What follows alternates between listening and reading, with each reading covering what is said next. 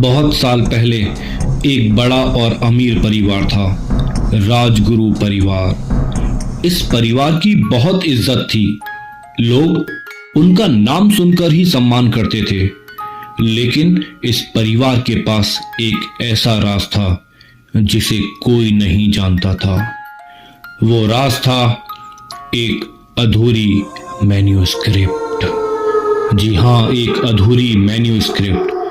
कहा जाता था कि अगर कोई उस अधूरी कहानी को पूरा कर दे तो राजगुरु परिवार की शक्ति और इज्जत हमेशा के लिए बढ़ जाएगी।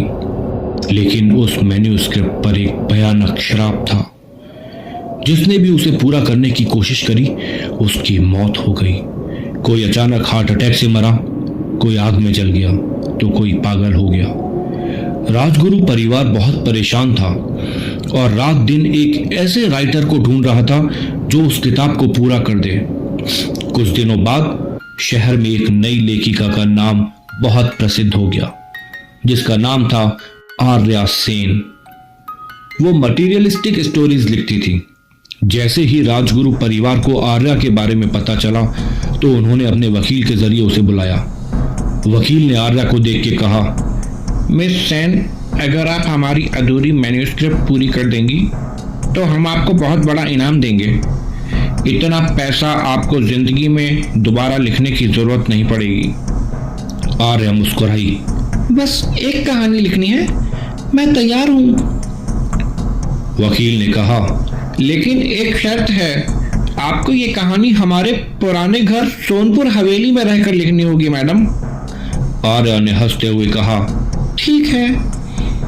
आर्या ने हाँ तो बोल दी थी, लेकिन उसे नहीं पता था कि ये फैसला उसकी जिंदगी बदल देगा। आर्या अगले दिन सोनपुर गांव पहुंची। सोनपुर गांव बहुत सुनसान था। चारों तरफ घना जंगल और बीच में वो पुरानी हवेली थी। जैसे ही आर्या हवेली में दाखिल हुई उसे एक अजीब सी ठंडी हवा महसूस हुई। दीवारों पर पुरानी तस्वीरें टंगी थी जिन्हें देखकर लग रहा था जैसे वो उसे घूर रही हूं। पहली रात आर्या ने वह मैन्युस्क्रिप्ट खोली। पुराना पीला कागज था, उस पर आधी कहानी लिखी थी।